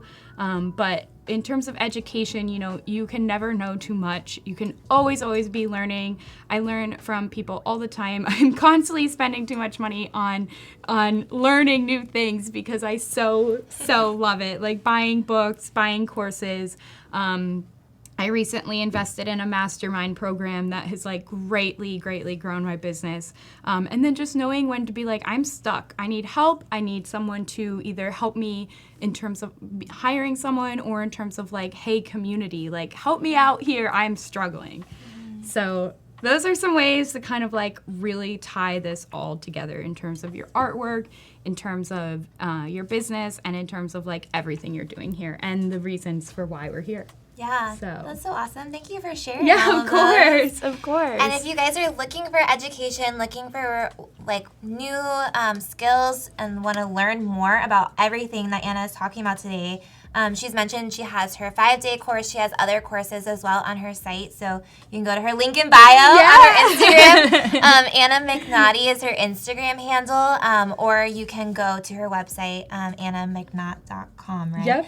So, and you can learn more about that. And I would totally agree that all of those things and an education, and you know the value of it. And so I think when you know the value of it, you can create better education, better courses, because you've experienced what is helpful, what's not helpful. Yeah, exactly. It's so true. And like, always reaching out to people, always, learning more and more and more. So yes. Anna says, I'm definitely going to rewatch this stream. Anna has such great recommendations. Oh, thanks, Anna. Anna. And Tim's dropping your links in there, so definitely check those out. Thanks so much, Tim. Yes, thank you, Tim. Any good online resources for business knowledge besides your own? I know, like, come to me. Obviously. I mean, there's so many. Actually, the first person that I kind of started learning this from was Pat Flynn at Smart Passive Income. He's amazing, and he's grown to be like a major success. But I listened to his podcast in the really early days, and that was kind of like the first resource. And then, of course, there's so many of these big gurus that I'm sure you guys see online, like Gary Vee and Tim Ferriss and Lewis Howes and Tony Robbins. And a lot of those guys get a bit too intense for my personal liking, but it doesn't mean you shouldn't at least like check out what they're doing. But then, just give it a Google search, in terms of your niche and everything. And I found a lot that way. And asking for recommendations like you're doing now is great. And if you want to DM me on Instagram, I can give you guys specifics too. Like, I always answer my DMs because I think that's one of the amazing parts of being in this is like all working together. Oh, husband is online. He says podcasts are also super helpful for business advice for creatives. Creative Live with Chase Jarvis. Yes, forgot about that one. Thanks, James. That is Chase Jarvis is amazing. He has absolutely incredible advice for anyone, and specifically for like photographers and creatives. So podcasts are amazing. I also, though, in terms of education, I highly recommend that you guys only take it to the limit that feels good for you, because going back to burnout again, I consumed so much content in the first year of growing my business that I actually ended up in the hospital. So that's a whole really bad migraine, basically, and so you need to know your limit for maxing out on content consumption, Yeah. So. Good advice. All right, just a few more minutes, and we're going to hop over to look at your submissions. If you have any last questions, feel free to send them over. Yeah. We'll go back to the a couple more minutes. Yeah, let's see. Okay. What do we want to work on here? Let's kind of play with some colors on the lanterns. All right. So, this is where it gets really fun. I'm obsessed with hue and saturation, and yesterday we talked about how you can actually target certain colors. So if we came in and we did like reds, let's see. So it's kind of, you can see it's kind of like just adjusting certain areas of those lanterns while also kind of getting the water because of the reflection there. Maybe if we tried yellows. Tima is asking, what are some of the biggest misconceptions about running a successful social media presence? That's a great question. I would say the biggest misconceptions are that it's easy. Yes. A lot of people you see someone that has done this, and it's like, oh, that's easy. Like, I can do what they've done. Yeah. Or like even, on YouTube or something, like, wow, this person has, so many subscribers and all they're doing is talking about their life and vlogging. I can do that, and it's not easy at all. It's like you have to be invested in it, Yeah, absolutely. So, let's see what else, and if you have any, if you can think of too.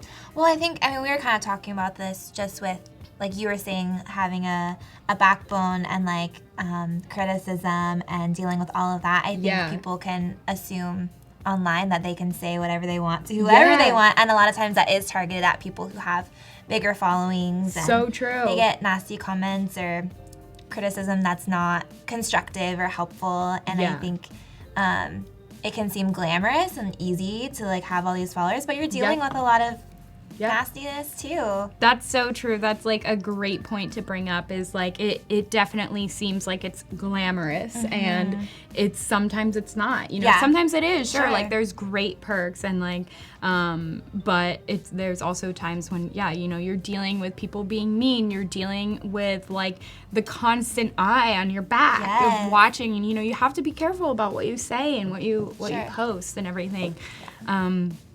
Because you can like lose everything. You know, we've seen some YouTubers that have lost everything because of things they've done, and so that's definitely important to think about.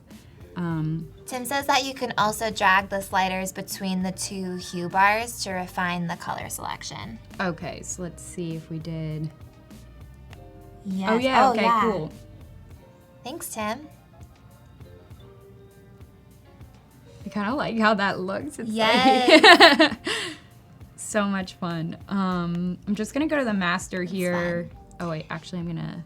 If you guys missed the stream yesterday, you can watch the replay. Anna did a lot of color play with a self-portrait. Yeah, that was fun. We got into some like glitching and everything, and that was super fun. And then at the end, doing like some camera raw, and that's probably what I will eventually do on this image too, because it's a great way to kind of like pull everything together and really pop the colors. And I said this yesterday, like people ask me, how do you pop the colors and how do you get like that intensity? And like I kind of use camera raw for that to get that effect. So that's cool.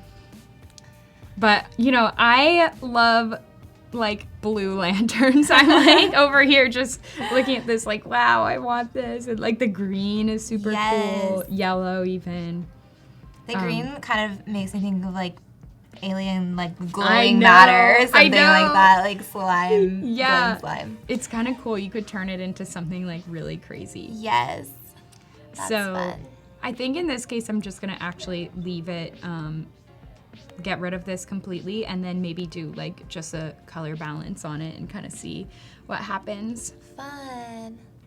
Oh, my mom and brother are watching. They say hi. Oh, hi! I love when family joins. Yes. It's so exciting. I know, we got some family on today. I know. Fun. Should we hop over to let's Discord for a little bit? Yeah, let's do it. If you have any questions, we'll probably have a little bit of time at the end, so feel free to keep dropping them in. All right. Scroll down here.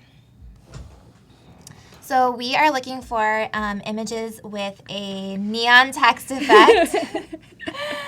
So we see this one here. Very spooky. That's super cool. I like the green and the like cyan. I'm always attracted to those colors. Yeah, that's fun. And then, this looks like a poster for Stranger Things. I know, it looks like it could actually be the real thing. Yes, but like a camp, which is kind of fun. I don't like that.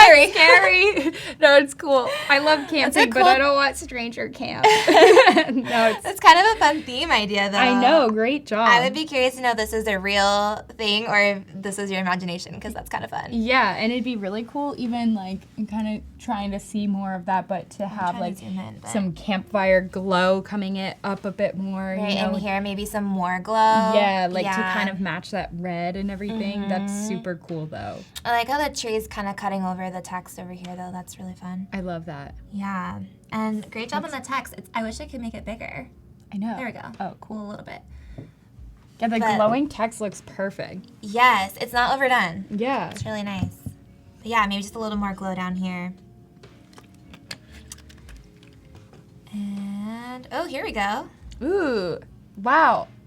Is that made, like, from scratch? I mean, that's so That looks like a real neon sign. I know. I'm like, is that a photo of a neon sign? Let us know. I think this is by Kevin. Or, let me see. Kevin, so let us know. Was this real or how did you do this? Yeah, Kevin, tell me more.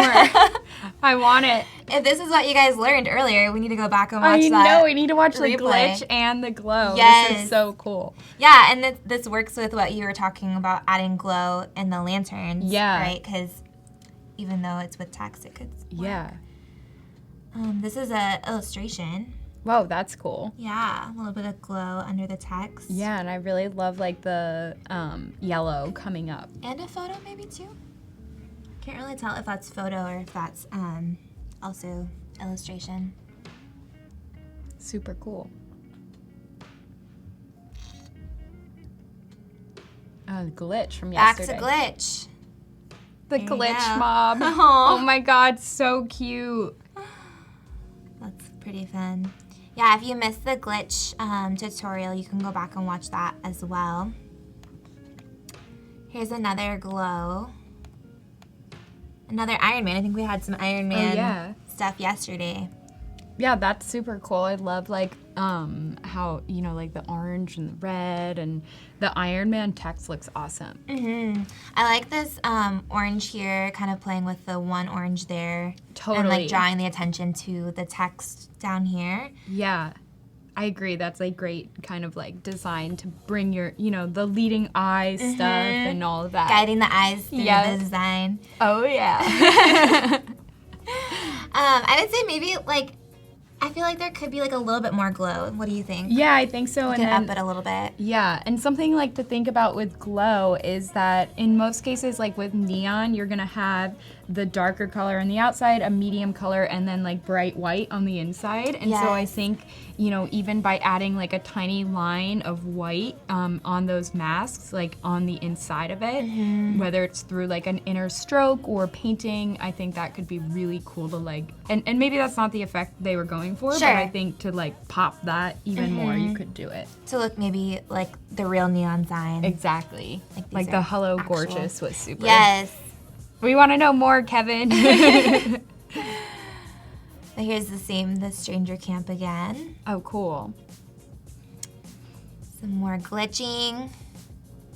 Let's see. Ooh. Love that text. Disneyland. Yeah. Love me some Disneyland. Yeah. Yeah, the text is really nice.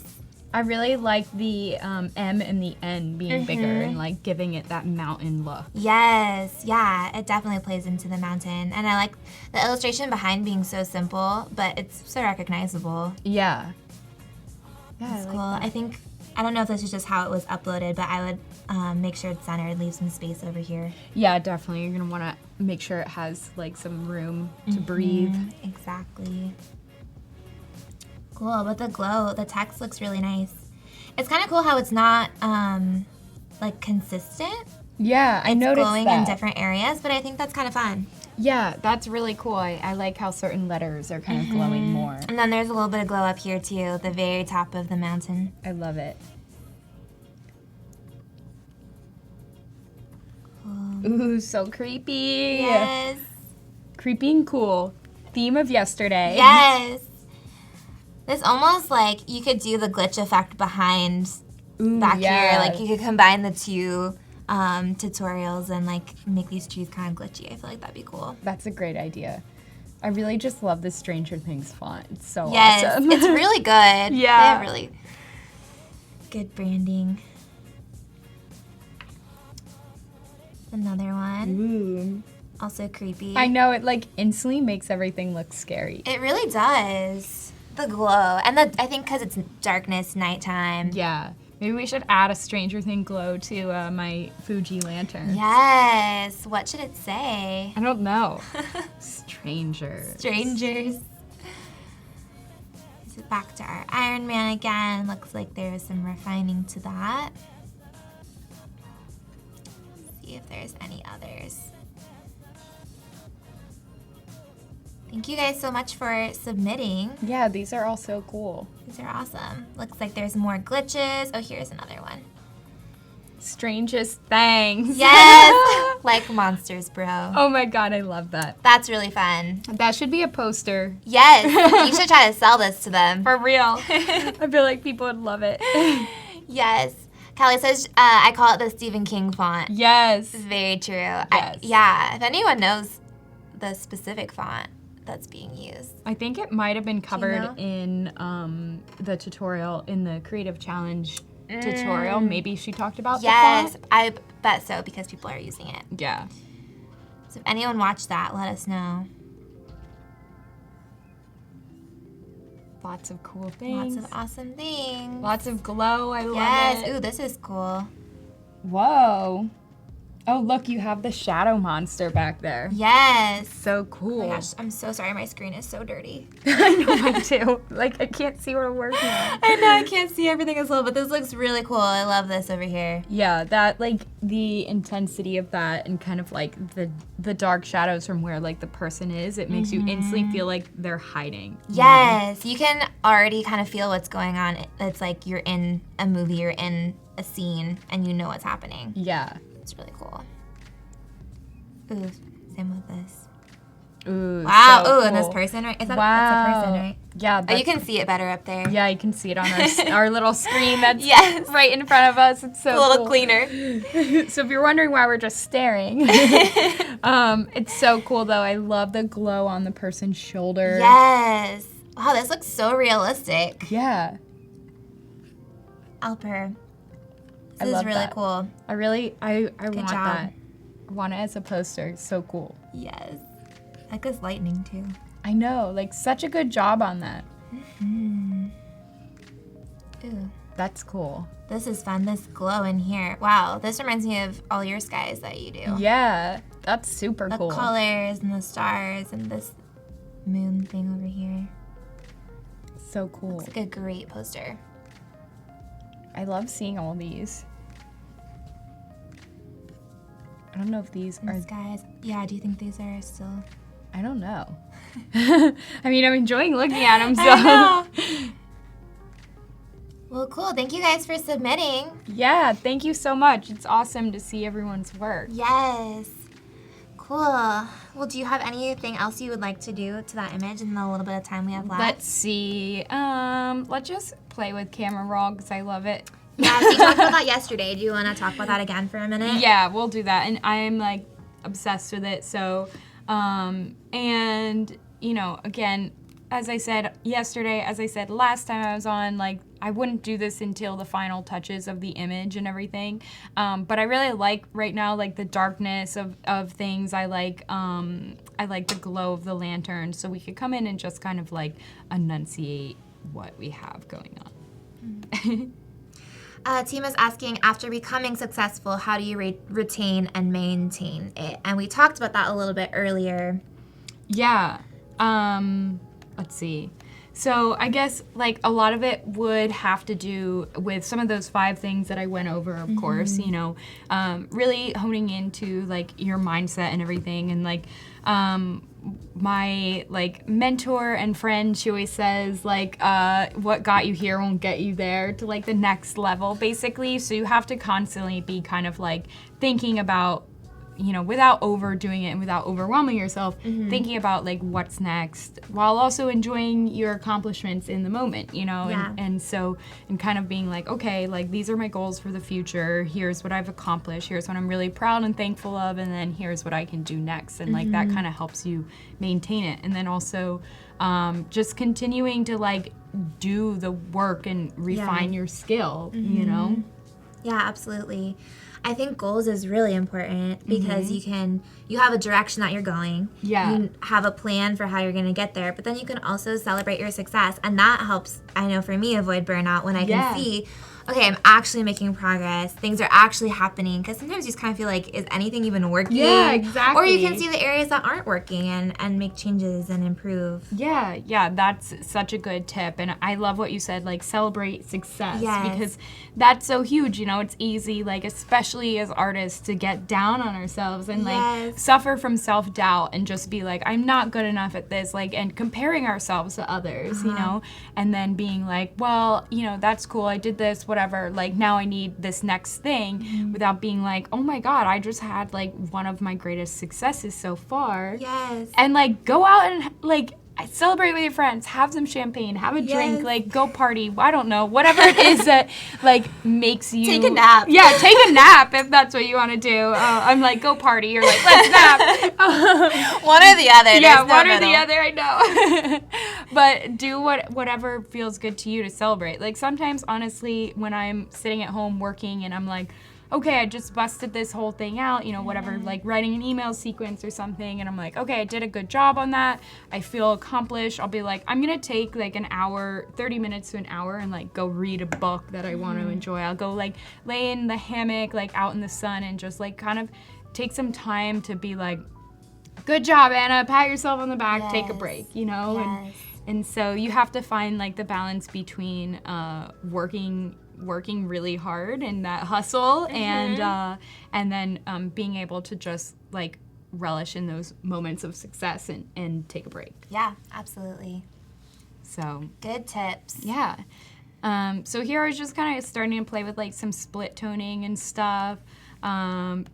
You can already see how just like adding some cool coloring to this, like this isn't, where I'd want it to be in terms of like posting and everything, but you can see how easy it is to just kind of start to really get into like some cool effects. Tim says you could also watch more Adobe live streams. You deserve it. Yes, that's a great idea. Yes. Love that. Be like, okay, I've done my work. Time to watch Adobe Live. Yeah. I think that's a good point, though. You could take a break from maybe watching or educating yourself in your own field and watch some streams or educate yourself about other Totally. programs, and that can be a really great way to be inspired or just kind of give yourself a mental break from Photoshop or whatever you're constantly working in. Yeah, exactly. I think that's like such good advice. And that's actually something to go back to an earlier question of like balancing the business and the creative work is, like you said, maybe spend like a few hours working on like the hard brainy stuff of the business and then reward yourself by doing your art, or educating yourself on art. Like, for example, I'll often like spend my morning maybe like working on some things like client stuff or business related things, and then in the afternoon I'll watch YouTube tutorials or watch some Flern, and shout out to Flern always.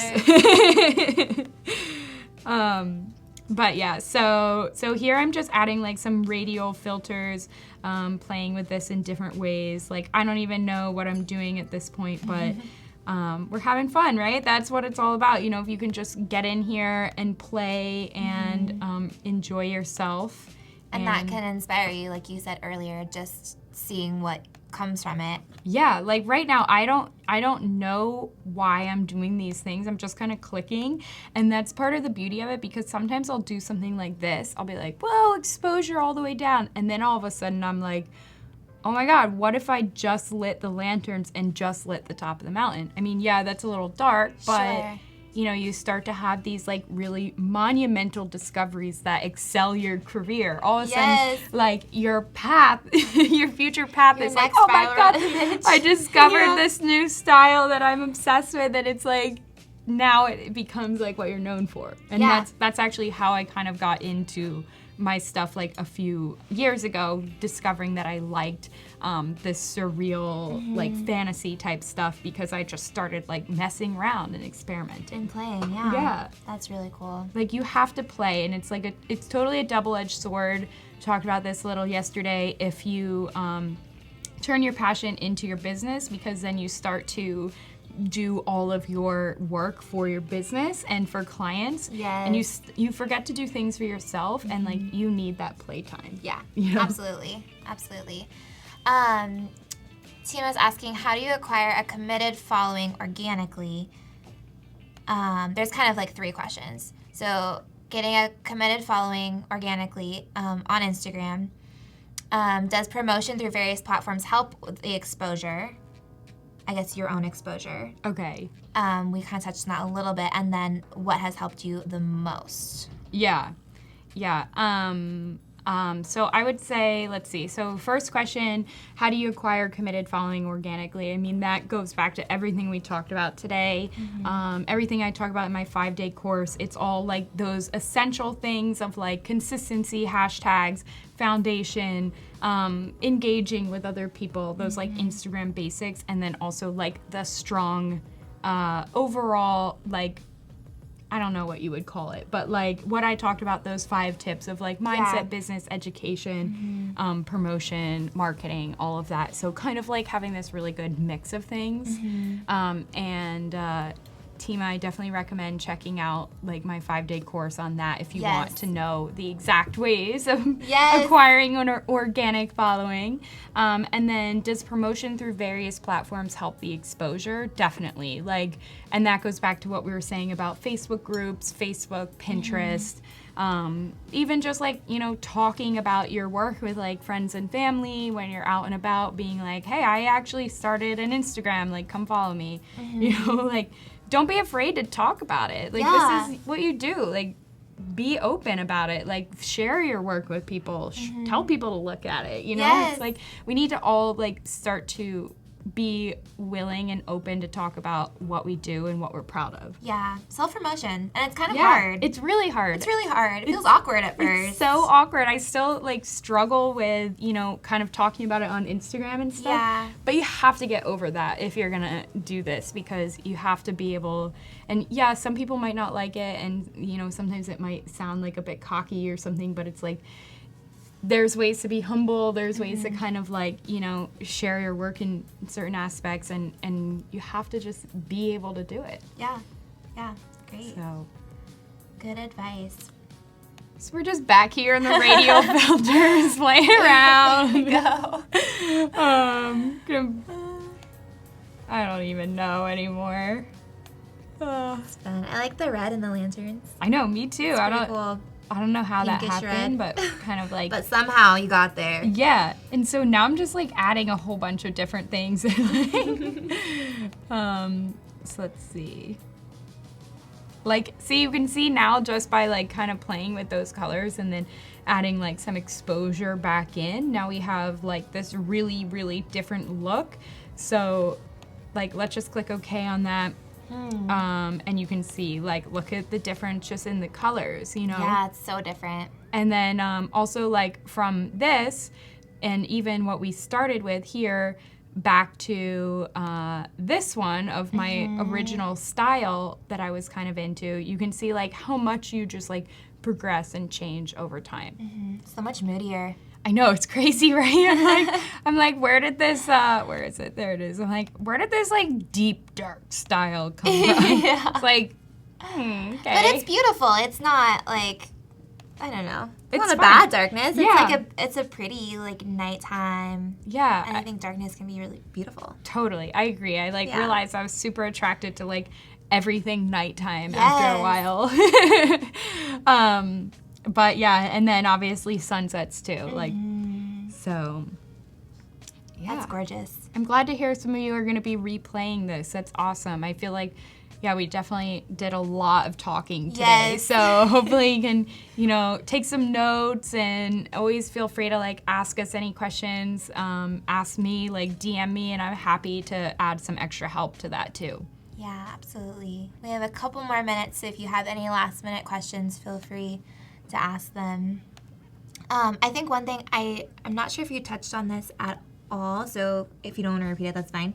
But I think yesterday you were talking a little bit about just making your site ready for if your image does go viral. Yeah. How do you like keep your work up? How do you make sure your Yes. site is like in good shape for when that does happen? I don't know if you want to touch on Yeah, that. thank you for bringing that up. That's a really good thing that I wanted to talk about.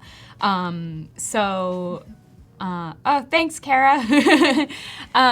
So yes, when something goes viral, you definitely want to make sure as quickly as you can catch it that all of your links are updated, your website, it either, if you have a website, that it's done and good to go, or if you don't, that you're kind of like taking people somewhere else, or if your website's under construction, that you quickly get like a And I had this for a while. Maybe some of you guys saw it, like under construction. Email me if you want to work with me. Book a discovery call if you want to chat. Having those options for people. So let's say your post goes viral. Step number 1, check your link in your bio. Does it work? Where does it take people? Yeah. Do you have a call to action? Is there a reason why someone should click your link? Like, I often see people just putting their portfolio, and it's like, well, why should I go check out your website? I'm seeing your work on Instagram. What's gonna get me to your website? So even just saying like, want to see all my work or to see all my work. That's a good point. Yeah, like you wanna lead people, especially after something goes viral. And then from there, just making sure you have a working email, a working link for your website or your Behance or wherever you're directing people, and that things are as updated as you can do. Like that day it goes viral, like crack down and get everything looking nice. Yes. And I think like trying to keep up with it. I know it's hard to like continually be updating it, but at least then you're prepared. Yeah, you know? Exactly. Definitely keeping up with it. So It's when hard, something though. happens, I know it's so hard.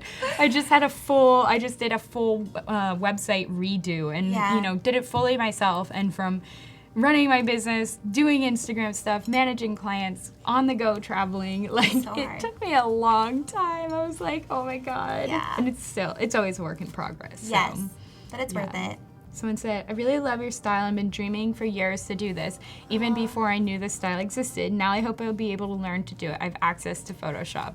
That's amazing. Yes. And yeah, it's so much fun to do. Like, because it's kind of this dreamy style, like it really comes from your, like, deep within your imagination. Yeah, your own mind. Yeah. And like, I end up having dreams about this kind of stuff and being like, oh my God, and like even movies, actually someone on the plane coming up here was watching Aquaman, and I haven't seen it, but oh my God, I glanced over and I was like, and my head filled with like 1,000 ideas, and I just started writing them in my phone, like, oh my God, this, because it's like such a, have you seen it? I haven't seen it, but I saw the preview and stuff. It looks beautiful. Yeah, it's like really cool. I heard it was a bad movie, but but the visuals. Yeah, the visuals could be really cool. inspiring. Sometimes just maybe turn music on, put the movie on for the visuals. Just look at it. Yeah.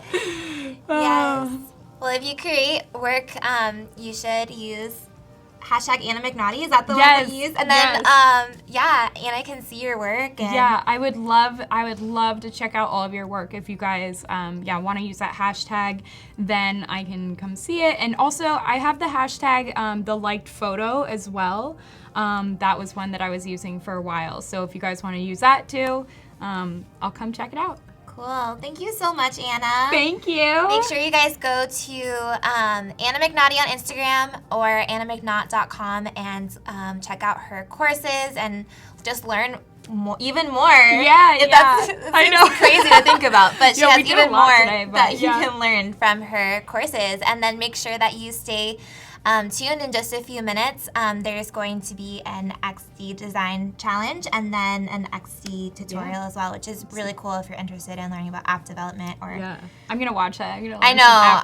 Seeing like glimpses of it yesterday, I definitely need to go back and watch yesterday's and then watch today's. It looks so cool. So thank you so much. Yeah, thank you guys. Thanks for joining me. I really appreciate all of you. Yes. Have a great Tuesday. Bye.